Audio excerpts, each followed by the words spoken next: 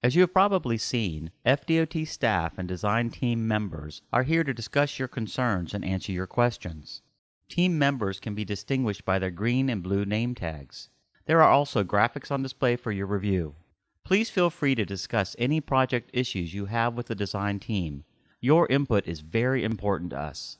This presentation provides a broad overview of issues the Florida Department of Transportation will be addressing during the design phase of the project and information on the proposed improvements. The project is located within Marion County and is divided into two segments. Segment 1 is from approximately 1 mile west of State Road 326 near Silver Springs, where the 4-lane road currently ends, to east of County Road 314. Segment 2 is from east of County Road 314 to east of County Road 314A. The overall project is approximately 11.2 miles long. State Road 40 is designated as a scenic byway and an official hurricane evacuation route. We are currently designing the improvements. The design of Segment 1 is anticipated to be complete in December of 2014. The design of Segment 2 is tentatively scheduled for completion in March of 2015. Right-of-way acquisition for Segment 1 is funded in fiscal year 2015. Right-of-way acquisition is not currently funded for Segment 2. Construction is not funded for either segment at this time. A project development and environment study to evaluate the feasibility and impacts of the improvements was completed in 2013. The study showed the need to widen this portion of State Road 40 to 4 lanes to accommodate future traffic demands and provide additional safety. Among the various study commitments being addressed, we will coordinate with the Marion County Public School Transportation Department, implement and coordinate a wildlife crossing plan, coordinate with the Black Bear Scenic Byway Organization, monitor any underground construction near Native American sites, and coordinate with the U.S. Forest Service and Florida Department of Environmental Protection on wildlife fencing design and aesthetics. The study was approved by the Federal Highway Administration.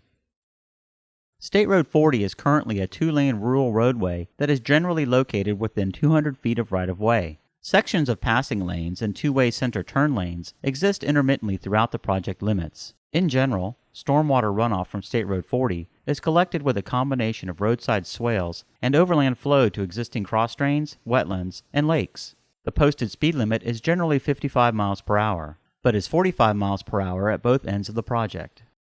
The improvements from the existing 4 lanes near Silver Springs up to the Ocklawaha River Bridge involve widening State Road 40 from a 2-lane roadway to a 4-lane divided roadway. This roadway design, or typical section, has 2 12-foot travel lanes in each direction. The travel lanes are separated by a 40-foot median with 6-foot inside shoulders, of which 2 feet are paved. 10-foot shoulders with 5 feet paved are provided along the outside of the travel lanes. A 15-foot wide area, referred to as bold in gold, will be located adjacent to the outside shoulders for treatment of stormwater runoff. A 12-foot wide multi-use trail is provided along the north side of the road from just west of Northeast 60th Court to Ray Wayside Park. This roadway improvement can generally be constructed within the existing 200 feet of right-of-way. An additional 50 feet of right-of-way along the north side of the road is required for the multi-use trail. Some right-of-way acquisition would be required to correct horizontal alignment geometry. The existing Ocklawaha River Bridge was constructed to handle boats and barges for the Cross Florida Barge Canal, which required vertical clearances of 70 feet. The Cross Florida Barge Canal project is no longer being considered. The new minimum vertical clearance is 25 feet, as required by the U.S. Coast Guard. The existing span will be maintained by the new bridge.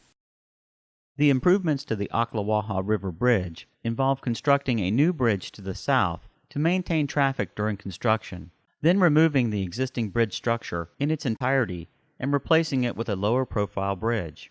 There will be 2 12-foot westbound travel lanes, 2 12-foot eastbound travel lanes, 10-foot outside shoulders, and 6-foot inside shoulders. A 6-foot pedestrian sidewalk is proposed along the westbound bridge.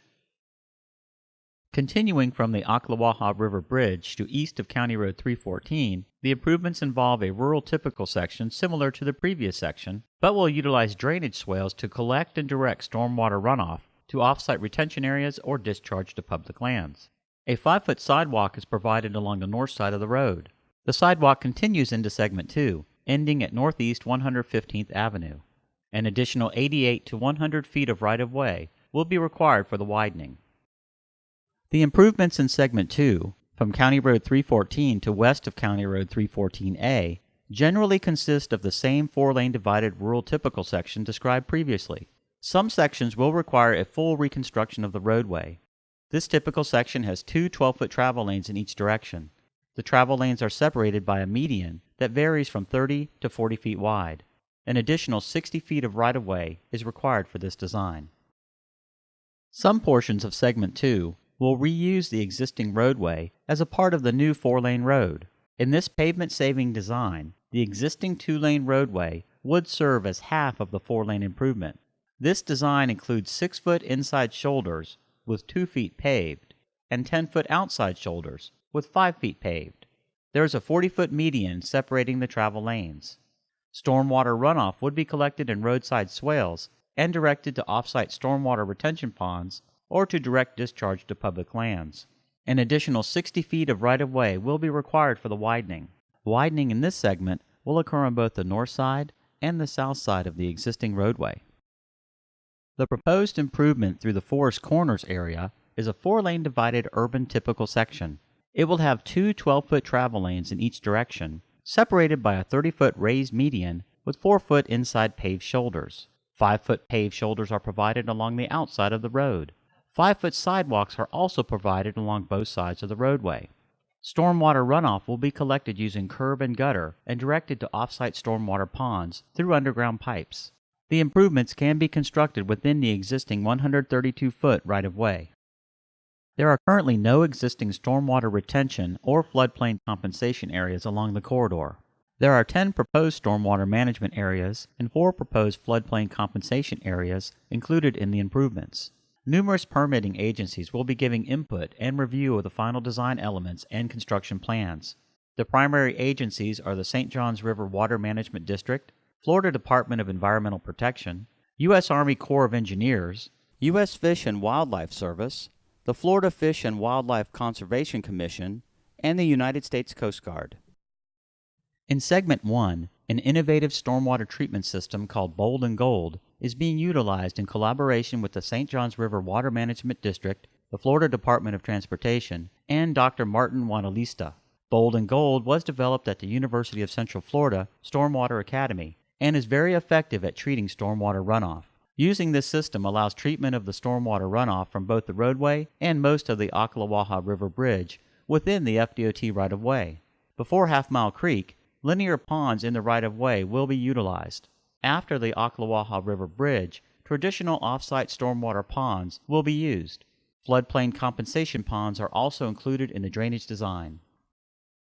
In Segment 2, various methods are being used to minimize property impacts and still meet the drainage needs of the roadway.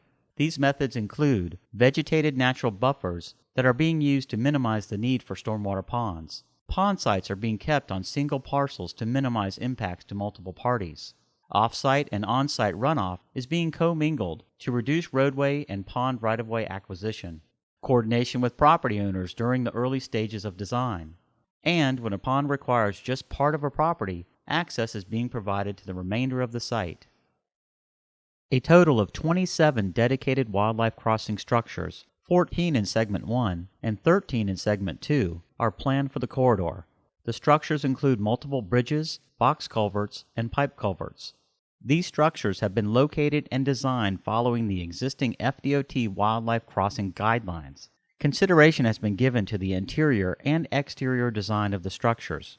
Hard edges will be softened with the addition of rock along the walls and piles to break up the vertical outline of the structure. Cover for small species will be placed inside the crossings to allow for concealment. Fencing will be installed to reduce wildlife accessibility to the roadway and direct them to the crossing structures. Jump outs will be installed within the roadway to allow wildlife trapped on the roadway to escape. Plantings will match the existing habitat type and will be included within the approaches to the entrance to the structure. One concern of any roadway improvement is access to property. Access management is the careful planning of the location, design, and operation of driveways, median openings, interchanges, and street connections. One of the concerns in access management are conflict points. Conflict points are locations along a roadway where the paths of two vehicles can legally cross. Each conflict point is a location where a crash can occur. At a four-way intersection, there are as many as 36 conflict points. Major conflict points include angle, left turns, and U-turns. For example, if a vehicle is attempting to make a U-turn, it can cross paths with another vehicle making a left turn from the side street, and it can cross paths with a vehicle traveling straight in the opposing direction. This example has two conflict points. Roadway safety can be improved by limiting the number of conflict points by reducing the number of driveways and median openings and restricting certain movements at some openings. Conflict points decrease as the median opening becomes more restricted. If a full median opening is modified to create a two-way directional opening where a vehicle can only turn left or make a U-turn and cannot turn left from the side roads, you reduce the conflict points from 18 down to 4. If you create a left-in only median opening where a vehicle can turn left or U-turn in one direction only, you reduce the conflict points to 2. If you close the median opening entirely, you are left with 0 major conflict points.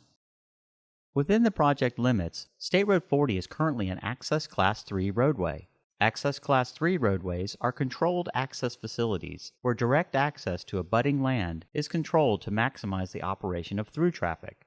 Access Class 3 guidelines limit full median openings to every 2,640 feet or half mile, directional openings to every 1,320 feet or quarter mile, and connections for side streets and driveways to every 660 feet. The exhibits on display this evening show the planned median opening types and their locations.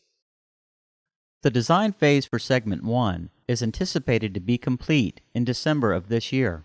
Extensive data gathering activities such as surveying, soil testing, traffic studies, wetland assessments, and investigation of protected wildlife have been completed. Our engineers are finalizing the design of the roadway features, identifying stormwater treatment and permitting needs, and determining environmental impacts due to the widening improvements. We are currently approaching the 90% stage of completion. The current schedule involves design, permitting, and construction plans to be completed in December of 2014. Right-of-way acquisition is funded in fiscal year 2015 of the FDOT adopted 5-year work program. Construction of the improvements in Segment 1 are not currently funded. Construction costs for Segment 1 are estimated at $83 million. In Segment 2, the design phase is anticipated to be complete in March of 2015.